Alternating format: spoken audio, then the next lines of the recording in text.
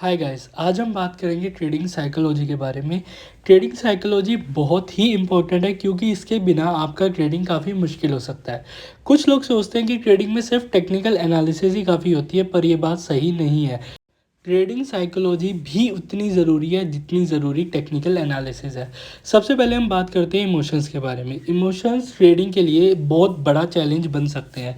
जब हम ट्रेडिंग करते हैं तो हमारे इमोशंस हाई और लो होते हैं, और अगर आप उन्हें कंट्रोल नहीं कर पाते तो ये आपकी ट्रेडिंग को नेगेटिवली इफेक्ट कर सकते हैं।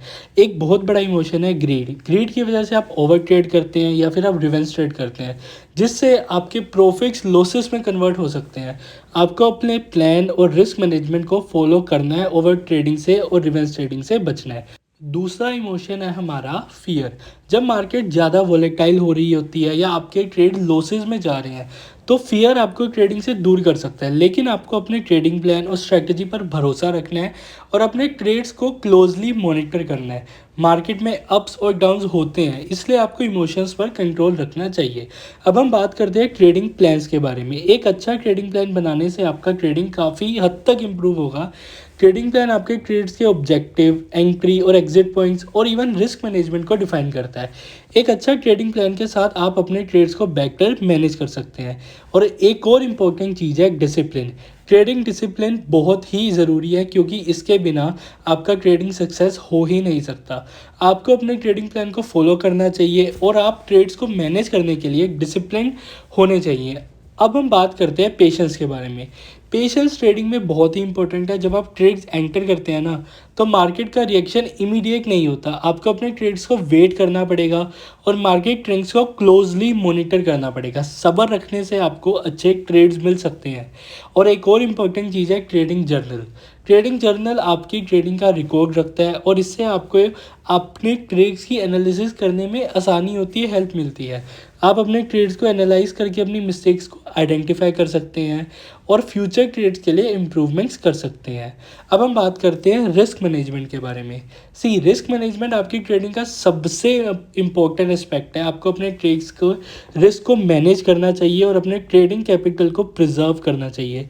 रिस्क मैनेजमेंट के लिए आपको अपने स्टॉप लॉस और पोजीशन साइजिंग को प्लान करना चाहिए और अच्छे से सोचना चाहिए कि मैं कितना रिस्क ले सकता हूँ, और उस हिसाब से अपनी पोजीशन साइजिंग को आइडेंटिफाई करो।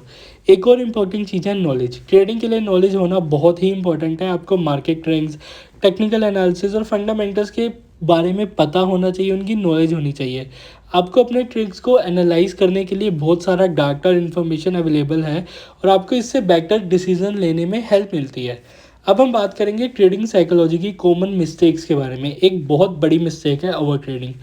ओवर ट्रेडिंग आपको लॉसेस में कन्वर्ट कर जाती है। जब आपका प्रॉफिट चल रहा है, आप सोचते हो कि भाई आज तो प्रॉफिट हो रहा है और ट्रेड करता हूँ, तो एक्चुअली में वो आपका प्रॉफिट लॉस में कन्वर्ट हो जाता है और आपकी ट्रेडिंग कैपिटल को खतरे में डाल देती है ओवर ट्रेडिंग।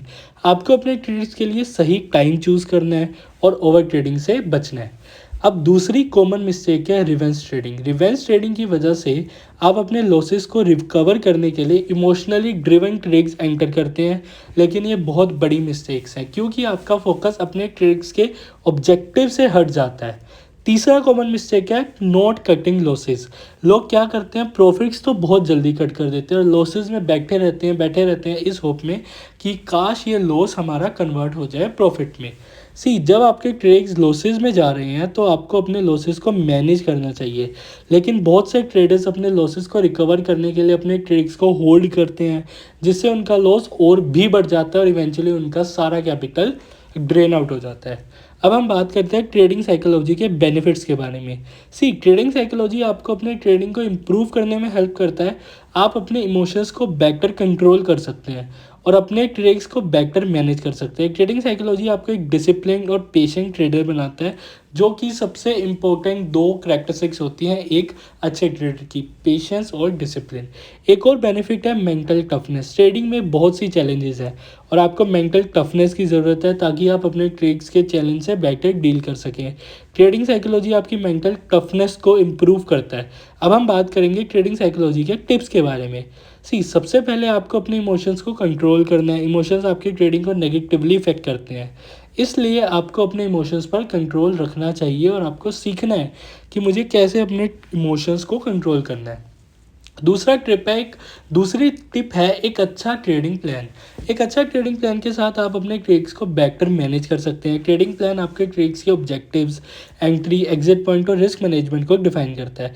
तीसरी टिप है डिसिप्लिन। डिसिप्लिन बहुत ही इंपॉर्टेंट है और आपको अपनी ट्रेडिंग प्लान को फॉलो करना चाहिए। आपको अपने ट्रेड्स को मैनेज करने के लिए डिसिप्लिन होना चाहिए। चौथी टिप है पेशेंस। पेशेंस ट्रेडिंग में बहुत इंपॉर्टेंट है और आपको अपने ट्रेड्स को वेट करना पड़ेगा। सब्र रखने से आपको अच्छे ट्रेड्स और अच्छे रिजल्ट्स मिलेंगे। अब पांचवी और सबसे इम्पोर्टेंट टिप है रिस्क मैनेजमेंट। रिस्क मैनेजमेंट आपकी ट्रेडिंग का सबसे इम्पोर्टेंट एस्पेक्ट है और आपको अपने ट्रेड्स के रिस्क को मैनेज करना आना चाहिए। आपको अपने स्टॉप लॉस और पोजीशन साइजिंग को प्लान करना आना चाहिए। अब इन सब टिप्स को फॉलो करने से आप अपनी ट्रेडिंग को इम्प्रूव कर सकते हैं और एक सक्सेसफुल ट्रेडर बन सकते हैं। टेक्निकल एनालिसिस, सारी चार्ट्स, प्राइस एक्शन, ये कैंडल स्टिक्स हर इंसान सीख लेता है। आज इसके हज़ारों से ज़्यादा फ्री यूट्यूब चैनल्स हैं, पेड कोर्सेज हैं। लेकिन जो असल में इम्पोर्टेंट चीज़ होती है वो होती है ट्रेडिंग साइकोलॉजी, जो कि कोई नहीं सिखाता है। तो दोस्तों, आज हमने ट्रेडिंग साइकोलॉजी के बारे में बात की है। हम इसके बारे में और भी बात करेंगे, डिटेल में जाएंगे कैसे आपको इमोशंस के साथ डील करना है, क्या करना होता है ट्रेडिंग में। टेक्निकल एनालिसिस के अलावा ट्रेडिंग में और क्या चीज़ें ज़रूरी होती हैं। ट्रेडिंग साइकोलॉजी आपकी ट्रेडिंग काफ़ी हद तक इम्प्रूव कर सकता है और आपको एक सक्सेसफुल ट्रेडर बना सकता है। अगर आपको कोई सवाल है तो आप कमेंट्स में पूछ सकते हैं। आज के लिए इतना ही। Thank you so much.